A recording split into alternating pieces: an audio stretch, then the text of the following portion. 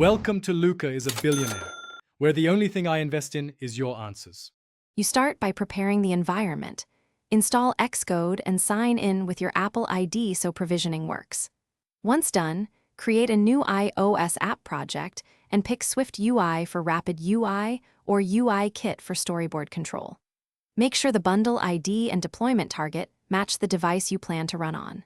You'll also create a basic folder structure and enable Swift as the language. These initial choices shape how you build the calculator's UI and logic, so choose deliberately. Now you build the interface and connect it to code. Lay out a clear display and keypad with digit buttons, operators, decimal, equals, and clear. If using UI Kit, wire IB outlets and IB actions. If Swift UI, bind buttons to its state variables and functions.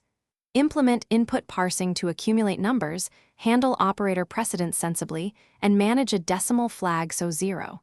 5 works. You'll also add a simple calculator engine that accepts 2 operands and an operator. Then returns. Finish by testing thoroughly on the simulator and an actual iPhone so you catch device-specific UI or keyboard quirks. Polish UX with accessibility labels, haptic or visual feedback for taps, and subtle animations to improve clarity. When stable, archive the app, resolve code signing, and distribute via test flight or run locally for demos. If something fails, make sure console logs show the failing function and reproduce the input sequence. That single troubleshooting tip will usually reveal the bug quickly.